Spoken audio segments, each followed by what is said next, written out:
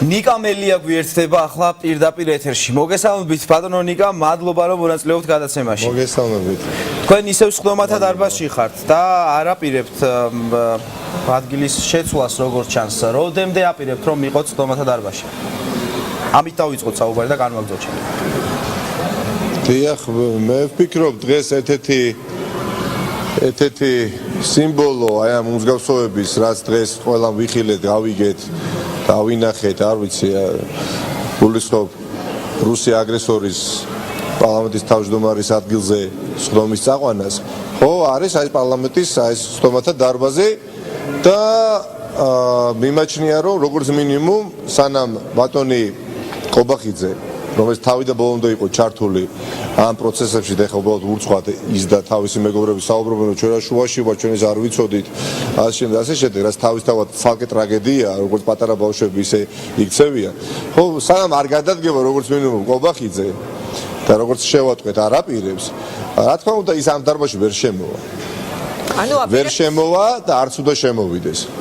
ვერ შემოვა, არც უნდა შემოვიდეს, იმიტომ რომ გავიმეორებ, არა მარტო ჩაოლება ვართ სხვადასხვა ეთერებში გავიმეორე და თქვენ ეთერშიც ვიტყვი, შეიძლება თქვენ ეთერშიც გავიდა. ზე პარტიული საკითხია, რა ჭირს აუღია ყველა ოპოზიციური პარტია, სახელმწიფო პარტია, დავიწყებ ჩემი პოლიტიკური პარტიით, რომელსაც მე წარმოვადგენ, სხვა სულ არ ეწყინოს რა. მე ასე ხარისხოვანია, ხო, იმასთან შედარებით, რაც დღეს მოხდა.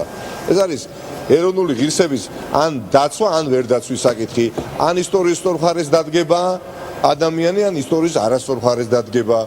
ვინ ჩვეულებრივი რუსეთის დუმის დეპუტატი კი არა, ხო? დეპუტატიცაა რუსეთის დუმის და დეპუტატის. ადამიანი, ვისაც ხელი აქვს გასული ქართველების, ჯარისკაცების და მშვიდობიანი მოქალაქეების ხოცვაში, ხო? სისხლში აქვს გასული და ეს სისხლიანი ხელები დღეს მოვიდა და ამ აბაკუნა ამ სხდომათა დარბაზში პარლამენტის თავმჯდომარის ღილაკებს. ხო?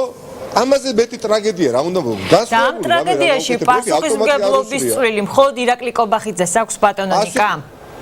არა, როგორც მინიმუმ უკვე უნდა გადამდგარიყო, იცით რა ხდება, მოდი დავაკვირდეთ. უკვე უნდა გადამდგარიყო, მაგრამ იმდენად უგუნურები არიან, ჯერ კიდევ ვერ იაზრებენ რა ხდება ქვეყანაში, რა წარმოუდგენელი ანტისახელმწიფოებრივი, მოღალატეობრივი აქტი ჩაიდინეს დღეს. საათ ხო, საპარლამენტო რესპუბლიკა დარბაზი, სადაც იკრიბება წესი და რიგი და 150 დეპუტატი, რომელიც უნდა მართავდეს, ხო, პარლამენტი ქვეყანას, ხო, სახელმწიფოს. აი ამ დარბაზში, თავარ დარბაზში, სიმბოლო დარბაზში შემოიყვანეს ადამიანი და ერთი აუცილებელი აგრესორი მარტო ის კი არ არის, რა ქვია, ვინც ავტომატს ისვრის ან ხელყუმბარას შემოგიდებს. განსხვავებული რამე კი არ გაუკეთებია როდიონოვს, გრაჩოვს, მაშინაც ეროვნული ინტერესები ითელებოდა ფეხქვეშ. და დღეს უბრალოდ რბილი ძალით საერთაშორისო ურთიერთობებში არის ცნება რბილი ძალა, რომელსაც ახტაცებით იტაცებს რუსეთის ფედერაცია, ძირითადად კულტურული და რაღაც ეკონომიკური ბერკეტებით გიტევს და ესეთი მეთოდებით, ხო? ბატონო, რომელიც ითქვა 1000-ჯერ გავიმეორებთ, დავასრულებ, თუ შეიძლება რომ აფხაზეთი და სამაჩაბლო არის დამოუკიდებელი სახელმწიფო ერთის და მეორეცო და მთელი რუსეთის გავლენა მთელ ქვეყანაზე უნდა გავრცელდეს საქართველოზე და გუბერნიათ უნდა იქცესო და ამ სხდომა წააყვანიეს ეს ანსამბლეის. მორჩა გათავდა, ეხა თავმჯდომარე უკვე აღარ უნდა იყოს თავმჯდომარე, მაგრამ რახან მოდიან ამ უტიფრობაზე, ამ უტიფრობას შესაბამისი პასუხი ექნება, მაგრამ ხალხისგან ხალხი გადაწყვეტს, როგორი უნდა იყოს სამოქმედო გეგმა, მათ შორის პოლიტიკოსებისაც. სწორედ სამოქმედო გეგმაზე გვინდა რომ გითხოთ, თქვენ თავად ვეთქვით, რომ პარლამენტის თავმჯდომარე როგორც ჩანს არ აპირებს გადადგომასო და ის არ არის როგორც ჩანს ჯერჯერობით თბილისში. აქედან გამომდინარე საინტერესოა, როდემდე აპირებთ სხდომათა დარბაზში? თუ არ წავიდა ირაკლი ყობახიძე, თქვენ დარჩებით პარლამენტში, როდემდე უნდა იყოთ პარლამენტში, ამის კითხვა გვინდა. პარლამენტში მოუწევს ხალხს, როგორც თქვენ ხართ აღშფოთებული, უბრალოდ ეხა სამუშაო საათები გაქვთ და ხართ იქ სადაც ხართ, მე ვარ იქ სადაც ვარ, ხო და ალბათ შესაძლებლობა რო გქონდეთ, თქვენც აქ იქნებოდით და თქვენი ბევრი მეგობარი და ახლობელი დღეს აქციაზე დარწმუნებული ვარ.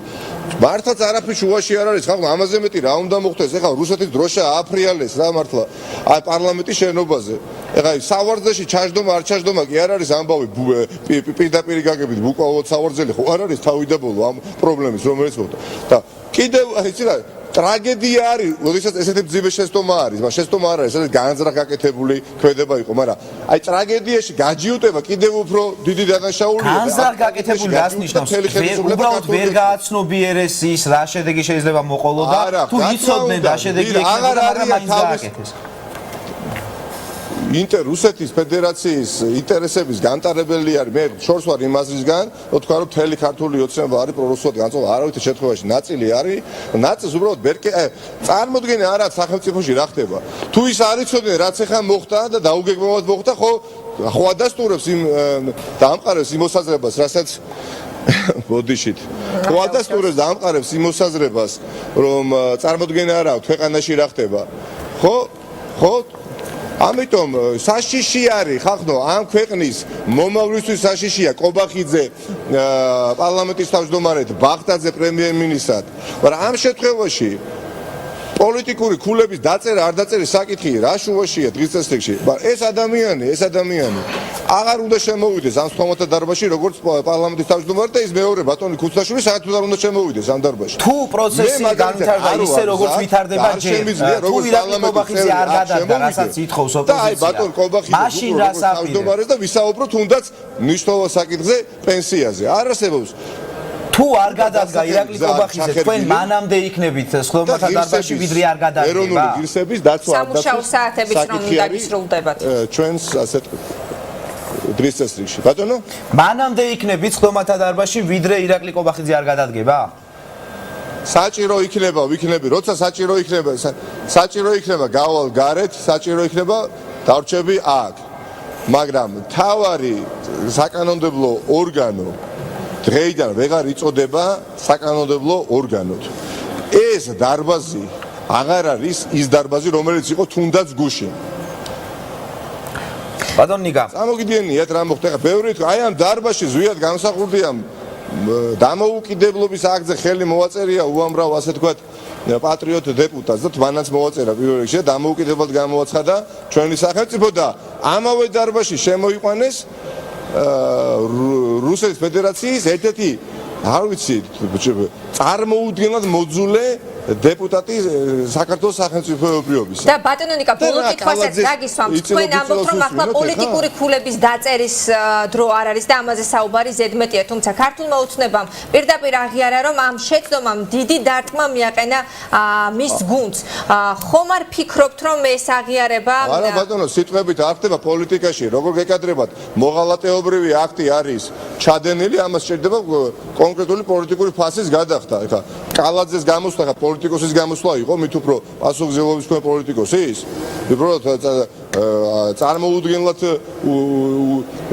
უტიფრობა იყო ის რასაც კალაძე საუბრობდა მაგრამ რას შევამჩნია იცით ხდებიან რომ არიან ისეთ პირაში შემძვალი საიდანაც გამოსავალს ვერ პოულობს და ვერც იპოვიან მაგრამ რაღაცა საოცრების იმედი აქვს აი ციური მანანას იმედი აქვს იქნებ არ ვიცი გაწმინდეს სეტყვა მოვიდეს ხალხი არ მოვიდეს აქ პარლამენტის სტომათა დარბაზში ჭერი ჩამოვარდეს იატაკი ჩაინგრეს რაღაცა საოცრების იმედია გასაგებია სხვაგვარად როგორ შეიძლება ეს ვითარება განიმუხტოს მანამ სანამ როგორც მინიმუმ კობახიძეს არ გადააყენებენ თანამდებობიდან ეს ხო შეუძლებელი იკითხება არ უნდა ამას ბევრი ფილოსოფია გასაგებია თქვენი პოზიცია მადლობა ნიკა მელია ერთიანი ნაციონალური მოძრაობის წარმომადგენელი პასუხობდა ჩვენს კითხვებს ის რჩება სხდომათა დარბაზში